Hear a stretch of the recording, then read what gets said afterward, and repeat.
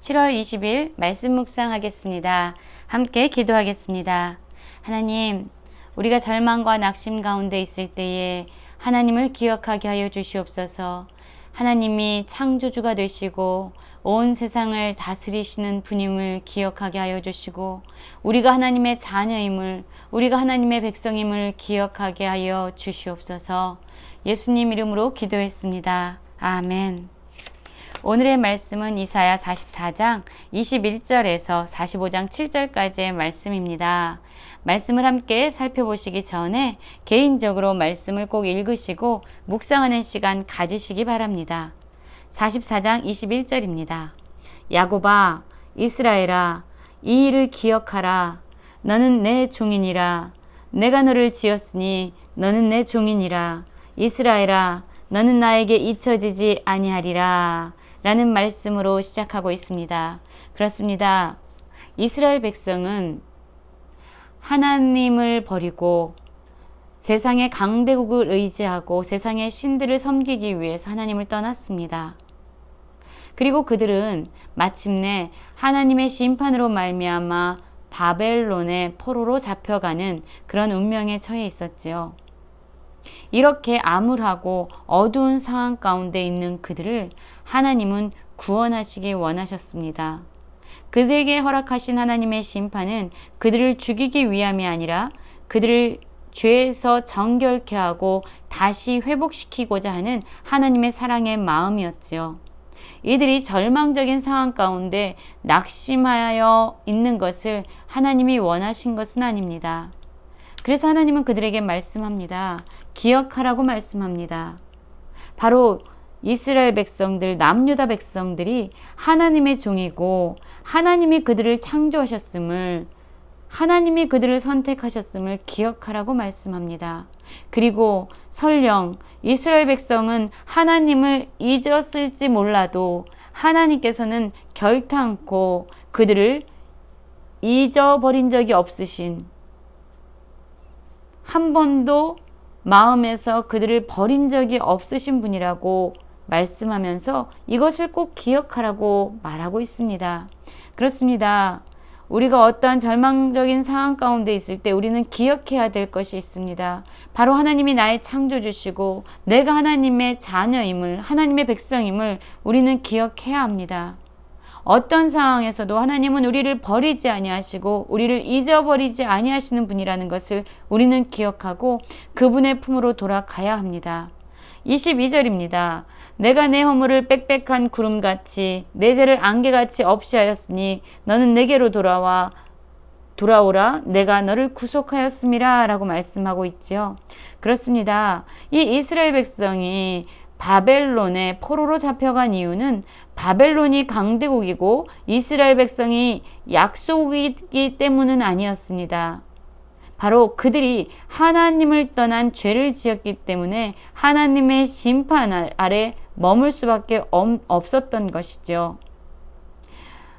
이러한 고난과 절망의 근본적인 이유는 바로 그들의 죄 때문이죠. 그들의 허물 때문이죠. 그런데 이제 하나님께서는 그들을 바벨론의 포로로 잡혀가게 하셨지만 이제 그들을 심판한 이유인 허물과 죄를 깨끗이 사하여 주시겠다고, 없이 하겠다고 말씀하고 계십니다. 이제 그들을, 이스라엘 백성들을 다시금 구속하시고 다시금 회복시키실 그러한 시기가 다가오고 있음을 말씀하고 있는 것입니다. 하나님께서 이스라엘 백성의 죄를 제거하시고 정결케 하시고 그들을 구속하는 일, 그 일은요, 모든 자연으로부터, 하늘뿐만 아니라 땅의 깊은 곳으로부터, 산들과 숲과 그 가운데 있는 모든 나무들로부터 영광 받으시고 찬양 받으시고 하나님의 행하신 일과 하나님의 이름이 높임을 받기에 합당한 일이라고 말씀하고 있습니다. 또한 하나님은 이스라엘 백성들을 구속하심으로 말미암아 영광을 나타내 보이실 것이다 라고 말씀하고 있습니다. 그렇습니다. 하나님은 예수 그리스도를 통해서 우리를 구원하여 주셨습니다. 이 일은 하나님이 찬양받으시기에 너무나도 합당한 일입니다. 또한 예수 그리스도를 통해서 우리를 구속하신 그 일은 바로 하나님의 영광을 드러내는 일입니다. 24절에서는 하나님이 어떠한 분이신지를 다시금 그들에게 상기시키고 있지요. 내 구속자요, 모태에서 너를 지은 나 여호와가 이같이 말하노라. 나는 만물을 지은 여호와라. 홀로 하늘을 폈으며 나와 함께한 자 없이 땅을 펼쳤고 라고 말씀합니다.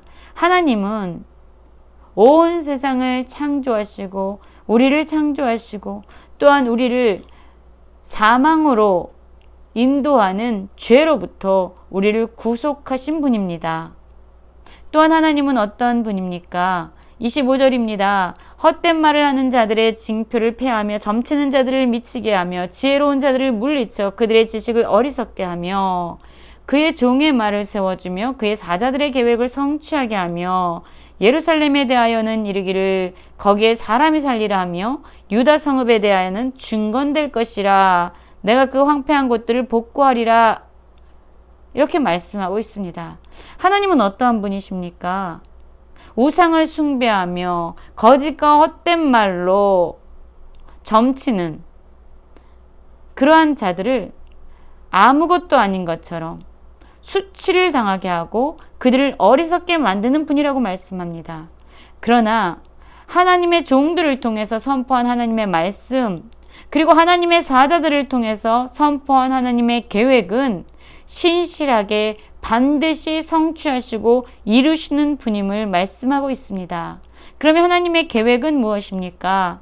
바로 죄로 무너진 예루살렘을 중건하시고 또한 유다 성읍을 다시 세우시며 그곳에 사람을 살게 하는 다시금 회복과 구원을 약속하시는 그것이 바로 하나님의 계획이고 하나님의 선포하신 말씀이었던 것입니다.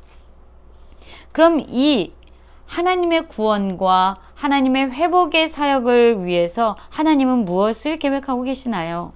28절에 말씀하고 있습니다.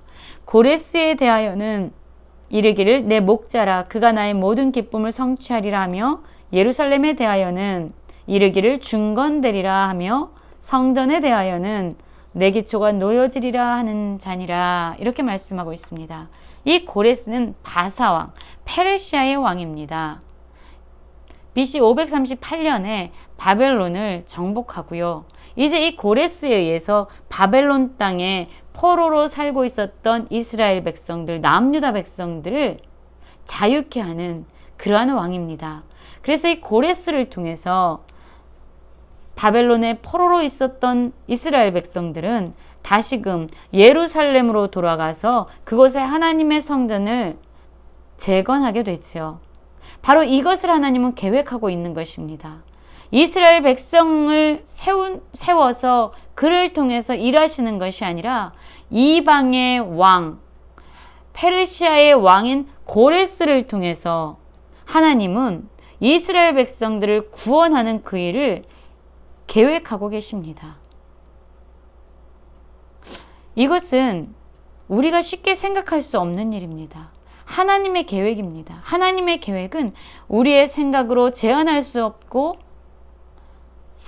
미처 상상할 수 없는 일입니다.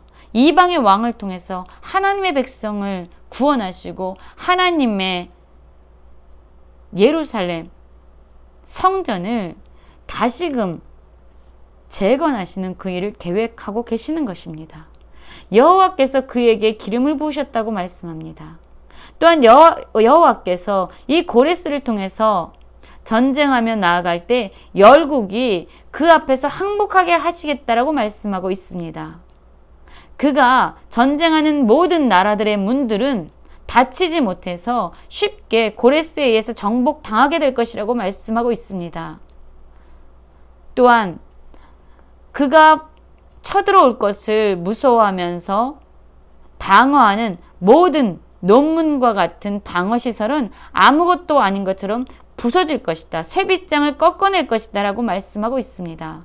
그리고 모든 은밀한 곳에 숨은 재물까지 그에게 줄 것이다 라고 말씀하고 있습니다. 그렇습니다. 하나님은 고레스라는 이방의 왕을 통해서 이스라엘 백성, 남유다 백성들을 구원하는 계획을 이미 세우고 계십니다. 감히 우리로는 생각할 수 없고 제한할 수 없는 놀라운 계획을 하나님은 가지고 계시고 지금 그 계획을 말씀하고 있는 것입니다. 무엇을 위해서지요? 3절에서 보면 이 고레스로 하여금 하나님이 어떠한 분이신지를 알게 하려고 이 일을 계획하고 계시다라고 말하고 있습니다. 이스라엘 하나님인 줄을 네가 알게 하려고 라고 말하고 있습니다. 또한 두 번째는 바로 이스라엘 백성, 남유다 백성을 구원하는 일에 고레스가 도와줘서 또한 이 일을 예언하는 하나님의 말씀이 반드시 이루어지는 말씀이구나를 이스라엘 백성들로 하여금 깨닫게 해서 그들로 하여금 하나님이 어떠한 분이신지를 알게 하시려는 목적이 있습니다. 또한 그뿐만 아닙니다. 오직 유일한 참된 신은 하나님 한 분밖에 없음을, 해 뜨는 곳에서 지는 곳에서 오직 하나님 한 분만이 다른 어떤 신들과 비교할 수 없는 참된 유일한 신이심을 모든 열방으로 하여금 알게 하려고 고레스 왕을 사용하신다라고 말씀하고 있습니다. 그리고 7절에 보면 하나님이 어떠한 분이신지를 다시금 언급해 주는데요. 나는 빛도 짓고 어둠도 창조하며 나는 평안도 짓고 환난도 창조하나니 나는 여호와라. 이 모든 일들을 행하는 자니라 하였노라 라고 말씀하고 있습니다. 그렇습니다. 우리가 어떠한 순간에 있어도, 우리가 어떤 절망과 낙심 가운데 있어도 여러분, 우리는 꼭 기억해야 합니다. 온 세상을, 온 만물을 창조하신 하나님을 기억해야 합니다. 그 하나님이 우리를 잊어버리지 아니하시고 버리지 아니하심을 기억해야 합니다. 우리의 죄를 말갛게 씻으실 뿐만 아니라 우리를 고통과 사망으로부터 건져내시는 진정한 구속자이심을 기억해야 합니다. 또한 우리를 구속하시기 위한 하나님의 계획은 우리가 감히 제한할 수 없는 위대한 것임을 기억해야 합니다. 하나님을 기억하심으로 말미암아 오늘도 두려움 없는 담대한 삶을 살아가는 모든 성도님들 되시길 간절히 기도합니다.